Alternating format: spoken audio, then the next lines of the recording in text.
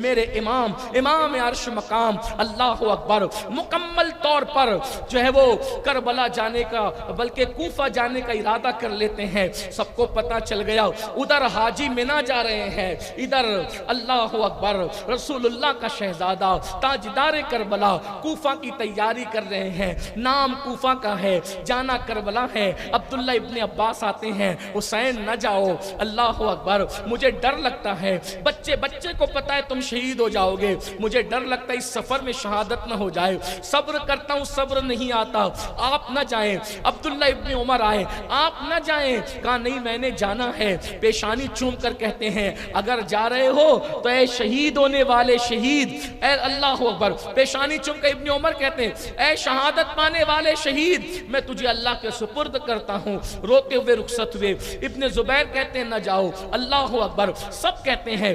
بالآخر جب پتہ چلا حضرت عبداللہ ابن جعفر طیار کو کہ امام نکل چکے ہیں مکہ المکرمہ سے, تو آپ جلدی آئے. آپ کے بہنوئی بھی تھے, چچا زاد بھائی بھی تھے. آئے اور آنے کے بعد کہا حسین واپس چلو, تو امام نے ان کو کہا میں واپس نہیں جاؤں گا. لوگ اس پہ بھی شور کرتے ہیں, سب نے سمجھایا بڑے ضدی تھے. استغفر اللہ معاذ اللہ, لوگوں کو کیا پتا یہ ضدی پن نہیں ہے, یہ ذمہ داریوں کا احساس ہے جو آپ نے سب کو نہیں بتایا, اپنے بھائی عبداللہ ابن جعفر طیار کو بتایا. فرمایا نانا جان نے مجھے خواب میں ایک حکم دیا ہے, میں اس کو پورا کرنے جا رہا ہوں. کہا خواب کیا ہے؟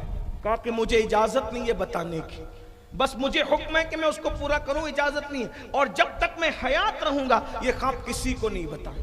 اور مجھے اپنے بزرگوں کی تحریروں سے پتہ چلتا ہے کہ وہ خواب آپ نے دو لوگوں کو بتایا, ایک امام زین العابدین کو اور ایک سیدہ زینب پاک, اور کسی کو نہیں بتایا. وہ بھی آپ نے کربلا میں بتایا, اتنے سفر میں نہیں بتایا. اللہ اکبر. امام علی مقام ذی الحجہ کی 8 تاریخ کو نکلے اور منزل بمنزل تقریباً 11 یا 14 منزلیں طے کرتے ہوئے محرم کی 2 تاریخ کو امام علی محرم کی 2 تاریخ کو کربلا پہنچے. کربلا پہنچنے کی داستان بھی بڑی طویل ہے, لیکن میں اس کو اختصار کے ساتھ کرتے ہوئے, اور 2 سے لے کر کے 7 محرم تک جو ہے وہ مختلف افواج امام علی مقام سے آتی رہی, ملتی رہی, باتیں ہوتی رہی, ساری چیزیں. یہ بات کہی جاتی ہے کہ امام علی مقام نے آخری میں کہا تھا کہ مجھے یزید کے پاس چلے جانے دو, میں اس کی بیعت کروں گا. یہ انتہائی پھوڑ اور گندی بات ہے, اس کا کوئی تعلق نہیں ہے حقیقت سے. ابن کثیر بھی اس کا انکار کرتا ہے, ابن جریر نے بھی اس کا انکار کیا ہے, اور ہر منصف مزاج مصنف نے بھی اس کا انکار کیا ہے. یہ صرف ناصبیوں کی گندگی ہے جو بوئی گئی ہے, اللہ تعالیٰ انہیں ہدایت عطا فرمائے. بہرحال تو 7 محرم کو اتنا بڑا لشکر کربلا میں جمع ہو گیا کہ آپ پر پانی بن کر دیا گیا. لڑنے کے لیے عمر سعد کو بھیجا گیا. سعد ابن ابی وقاص کا بیٹا, رائے کی حکومت کے لالچ میں وہ لڑنے کے لیے آیا. پوری داستان ہے, میں اس سے پہلے بیان کر چکا ہوں, لیکن چونکہ وقت کی قلت مجھے اپنی طرف توجہ دلاتی ہے تو میں اپنی گفتگو کو سمیٹتے ہوئے عرض کر رہا ہوں کہ اللہ اکبر. 7 محرم کو پانی بند کر دیا گیا. جب پانی بند ہو گیا, ننھے بچے بھی ساتھ تھے, عورتیں بھی ساتھ تھیں, چھوٹی عمر کی شہزادیاں بھی ساتھ تھیں. 7 سے لے کر کے 9 تک اسی طرح گفتگو ہوتی رہی. امام کہتے تھے میں نے بیعت نہیں کرنا, وہ کہتے تھے آپ یزید کی بیعت کرو. آپ کہتے تھے وہ فاسق ہے, وہ فاجر ہے, وہ خلیفہ بننے کے قابل نہیں.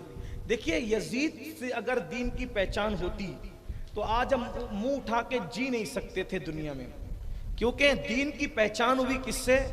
خلیفہ راشد, خلیفہ اول, افضل البشر بعد الانبیاء سیدنا صدیق اکبر کے کردار سے. دین کی پہچان ہوئی کس سے؟ سیدنا عمر ابن خطاب سے. دین کی پہچان ہوئی کس سے؟ سیدنا عثمان ذو النورین سے. دین کی پہچان ہوئی کس سے؟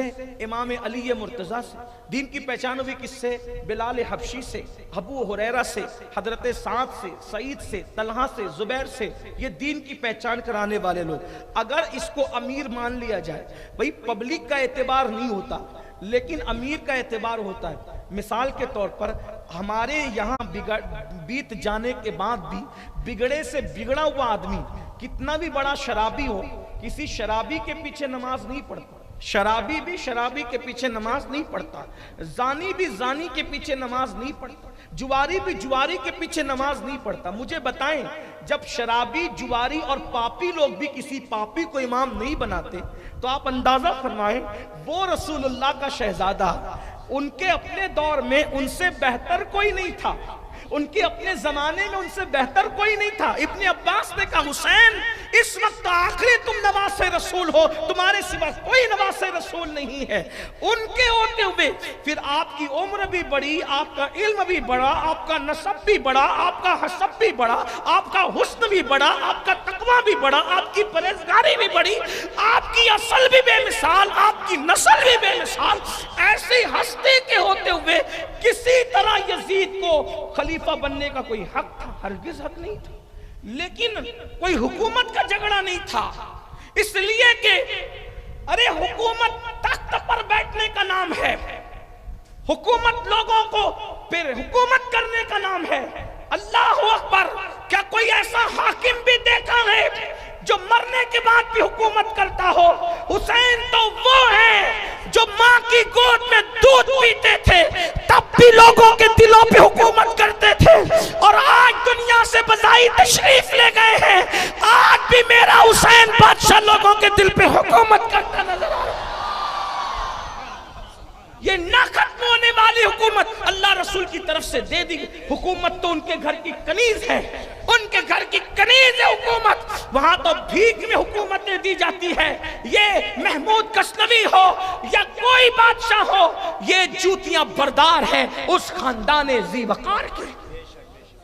کسی نے بہت اچھی بات کہی تھی کہ ایسے درویشوں سے ملتا ہے ہمارا شجرہ جن کے قدموں میں کہیں تاج پڑے رہتے ہیں، ان کے قدموں میں تاج بھی پڑے ہوتے ہیں اور تاجدار بھی پڑے ہوتے ہیں۔ اور میرے امام تو کہتے ہیں کیوں تاجدارو خواب میں دیکھی کبھی وہ شے جو آج جھولیوں میں گدایان در کی ہے۔ ان کے غلاموں کی جھولیوں میں جو بھیک ہے وہ بادشاہوں نے کبھی خواب میں بھی نہیں دیکھی۔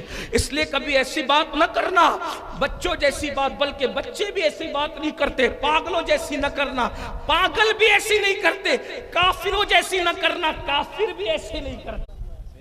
اس لیے کہ آج اگر دنیا میں کوئی کافر اور مشرک بھی چھپ کے شراب پی رہا ہے تو یہ کربلا میں ہوئے امام حسین کے احتجاج کا صدقہ ہے۔ آپ دیکھو دنیا میں مشرکین بھی جو شراب پیتے ہیں وہ چھپ کر پیتے ہیں، اور اگر پیتے ہیں تو ندامت کے ساتھ پیتے ہیں، اس لیے کہ اچھائی اور برائی میں میرے امام نے اتنا واضح فرق کر دیا۔ اور بڑے بڑے لیڈروں کے اقوال پڑھوں تو ٹائم ہوتا ہے، لیکن میں یہ عرض کر رہا تھا کہ امام نے فرمایا میں بیعت نہیں کہا، اپنی اتنی بات کہی، مختلف اقوال ہیں۔ ایک بات یہ کہی، یہ اس کو حتمی نہیں کہتے، اس کو کہتے ہیں کہ دشمن کے ساتھ ایسی بات کرنا کہ سارا ذمہ اسی کے سر جائے اور ہم کلیئر ہو جائے۔ امام نے فرمایا کہ اگر میرا آنا تمہیں نامنظور ہے تو میں واپس چلا جاتا ہوں۔ یہ فرق، واپس جانے والے نہیں تھے، لیکن یہ اس کو گفتگو کا انداز کہتے ہیں، یا اس کو الزامی جواب بھی کہتے ہیں، کہ انسان یہ بتائے کہ یہ کتنے ننگے، یعنی ایکسپوز کرنے کے لیے، انہیں بے کرنے کے لیے کہ یہ کسی چیز کو قبول کرنے والے نہیں ہے، اس لیے ساری چیزیں پیش فرما۔ میرا آنا منظور نہیں تو میں چلا جاتا ہوں۔ ایک روایت یہ بھی ہے کہ میں روم چلا جاتا ہوں، روم موجودہ ترکی وہ کہتے ہیں، یعنی میں وہاں چلا جاتا ہوں۔ ایک روایت یہ بھی کہ میں ہندوستان چلا جاتا ہوں، وہاں جاتا ہوں۔ یہ بھی فرمایا، یہ باتیں آپ نے فرمائی۔ یا پھر ایک بات یہ بھی فرمائی کہ میں جنگلوں اور صحراؤں میں چلا جاتا ہوں تاکہ میں حالات دیکھوں کہ دو کیا کرتے ہیں۔ کچھ نہیں مانا۔ ان لوگوں نے، ظالموں نے یہ کہا بیعت کریں یزید کی، کہا میں بیعت تو نہیں کروں گا کیونکہ میرے جیسا آدمی یزید کی بیعت نہیں کر سکتا۔ بالآخر شمر ذیل جوشن نام کا یہ بندہ تھا، اس نے ابن زیاد کو ورگلایا کہ وہ تو بیٹھے بیٹھے ابن سعد تو باتیں کرتے رہتا ہے حسین سے اور جنگ نہیں کرنا چاہتا۔ تو شمر جو تھا اس کو کہا کہ کام کر تو جا، اور اب جنگ وہ نہیں کرتا تو تو کر۔ جیسے شمر کربلا میں آیا امام کی پہلی نظر پڑی تو فرمایا اللہ اور اس کا رسول سچا ہے۔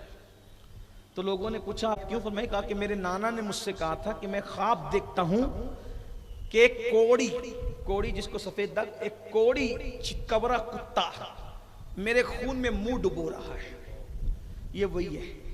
اس سے پتہ چلتا ہے کہ قاتل امام حسین شمر ہے، کیونکہ حضور علیہ السلام نے اس پر امام نے فرمایا کہ حضور نے اس کے بارے میں مجھے خبر دیکھیے، آقا نے قاتل بھی بتا دیا تھا کہ یہ سفید داغی کوڑی کتا، اور حضور نے فرمایا کتا فرمایا اس کو، اللہ اکبر، یعنی اس کو کتے کی شکل میں اللہ نے رسول اللہ کو خواب میں دکھایا، حضور نے خواب میں اس کو کتے کی شکل میں دیکھا اور فرمایا کہ یہ چتکبرا کتا میری آل کے خون میں منہ ڈبوتا ہے۔ ہائے ہائے، اللہ اکبر، اللہ کی پناہ۔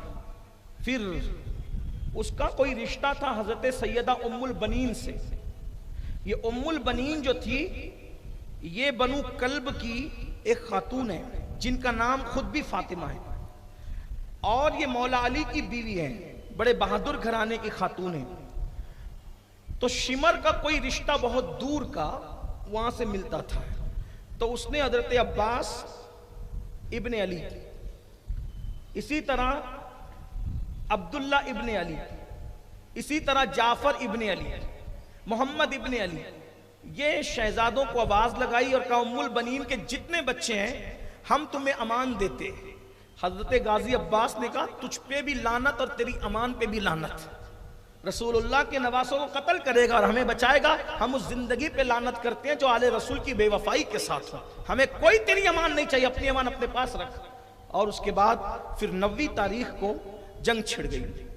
امام علی مقام اپنی تلوار پر ہاتھ میں ہاتھ رکھ کر اور تھوڑی رکھ کر یوں بیٹھے ہوئے تھے کہ آنکھ لگ گئی۔ اس پر بھی مجھے بڑی عجیب سی چیز محسوس ہوتی ہے کہ 22,000 کا لشکر سامنے ہے، انسان کو ٹینشن میں نیند نہیں آتی۔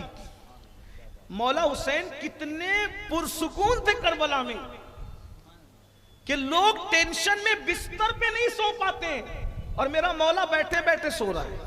ہائے ہائے کیا سکون ہے۔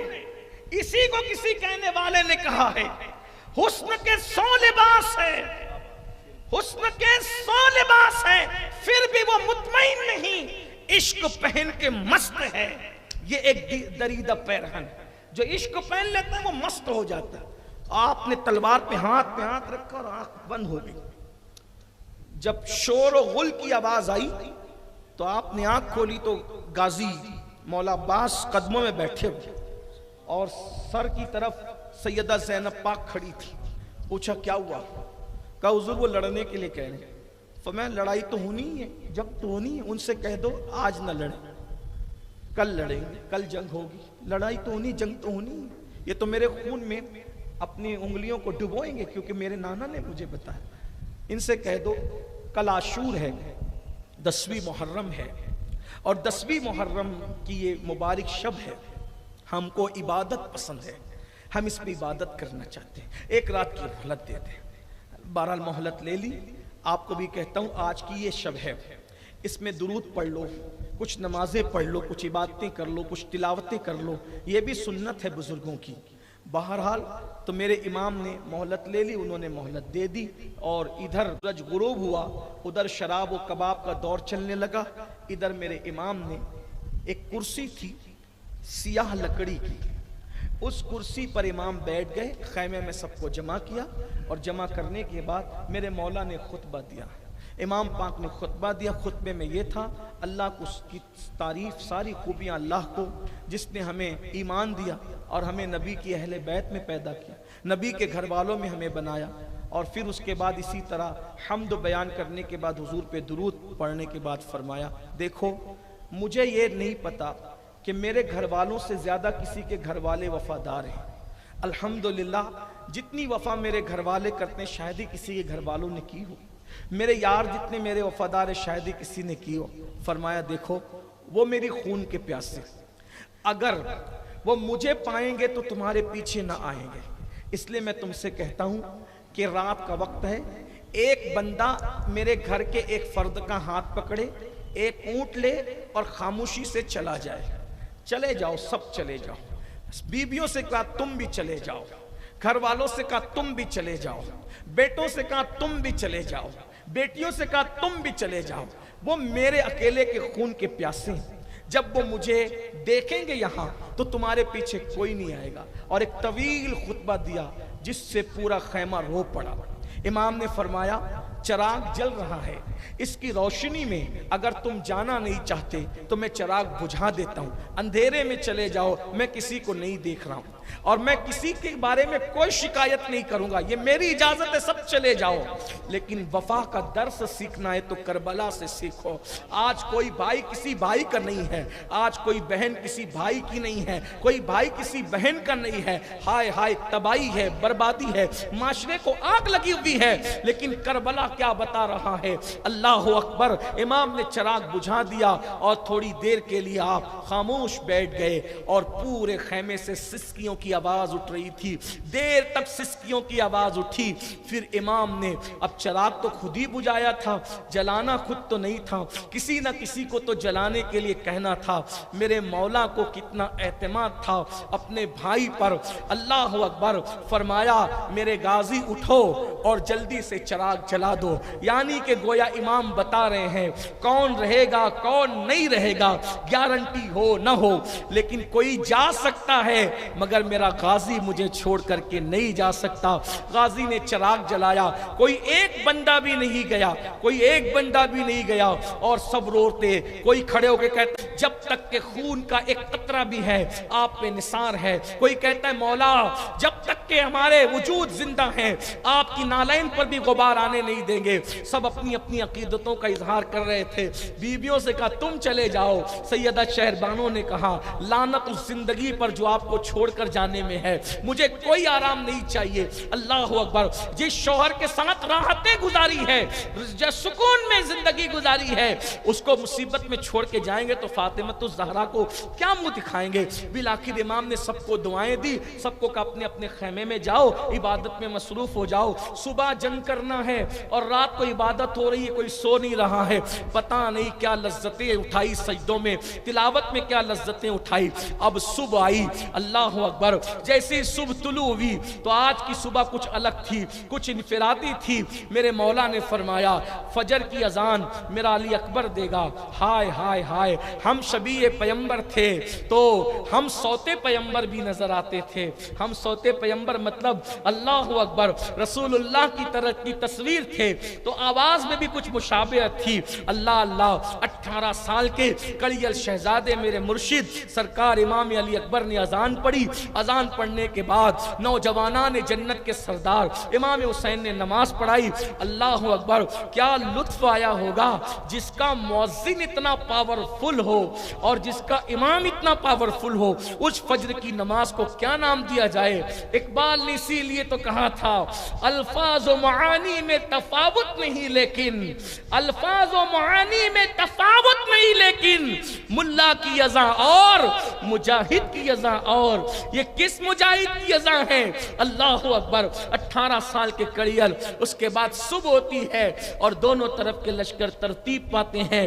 مختصر یہ کہ امام علی جدہ وعلیہ السلام اپنی اونٹنی پر بیٹھ کر ایک طویل خطبہ دیتے ہیں جس میں اپنی فضیلت بیان کی، وہ میں پہلے بیان کر چکا ہوں۔ اس کے بعد اللہ اکبر بالآخر جو ہے وہ عمر سعد اور شمر یہ دونوں بدبخت کہنے لگتے ہیں حسین یہ خطبے کی جگہ نہیں ہے، اب تم اپنی بک بک بند کرو، یا تو لڑو یا تو بیعت کرو۔ اور ایسے میں عمر سعد جو ہے وہ ایک تیر چلاتا ہے اور لوگوں رہنا لشکر حسین پر سب سے پہلے تیر میں نے چلایا ہے۔ ہائے ہائے نصیبہ تو دیکھیں، باپ کا مرتبہ یہ کہ رسول اللہ پہ آنے والا تیر اپنے سینے پہ سعد ابن ابی وقاص لے رہے ہیں اور بیٹے کی حالت کیا، آل رسول پر پہلا تیر وہ چلا رہا ہے۔ اور پھر اس کے بعد جنگ شروع ہوتی ہے۔ اس دور میں جنگ کا طریقہ یہ تھا کہ ابتدا میں ایک ایک لڑا کرتے تھے، بدر میں ہوا احد میں بھی ویسی وہ ایک طریقہ تھا اس دور کا. اور اس کے بعد سب سے پہلے میدان جنگ کے اندر حضرت عبداللہ ابن عمیر کلبی پہنچے اور یسار اور سالم یہ غلام تھے ابن زیاد کے, یہ دونوں میدان میں آئے, آپ نے دونوں کو اڑایا اور اس کے بعد بڑی بہت جنگ کی عبداللہ ابن عمیر کلبی نے, وہ شہید ہو گئے. ان کی شہادت کے بعد حضرت مسلم ابن اوسجہ کی شہادت ہوئی, ان کی شہادت کے بعد حضرت زہیر کی شہادت ہوئی, ان کی شہادت کے بعد اسی طرح شہادتیں ہوتی رہی اور سارے آوان و انصار کی شہادت ہوئی. ان شہادتوں کے درمیان امام کو بھی لڑنے کے لیے کبھی کبھار جانا پڑا, کسی کو بچانے کے لیے, کسی کو چھڑانے کے لیے, کسی کی لاش کو اٹھانے کے لیے. ایسے میں ایک کے بعد ایک کے بعد ایک سارے آوان و انصار شہید ہو گئے. ان کی شہادتوں کے بعد پھر جب تک, لیکن وہ کتنے پکے وفادار تھے, جب تک کہ آوان و انصار موجود رہے آل رسول کو کسی نے میدان میں جانے نہیں دیا, خود قربان ہوتے رہے, خود ان پر نثار ہوتے رہے. میرے بھائیوں, آج لوگوں کی قبروں کا نشان نہیں ملتا. اگر کربلا میں امام حسین کے قدموں میں بادشاہ سے زیادہ آرام سے سو رہے ہیں تو یہ اسی قربانی کا نتیجہ ہے. جب لوگ دروازے میں دائنے دیکھا ہے, لوگ حسین اور آل حسین پر بعد میں حاضری دیتے ہیں, پہلے ان شہداء کو حاضری دیتے ہیں جنہوں نے پہلے آل رسول سے پہلے اپنے آپ کو ان کے قدموں پہ قربان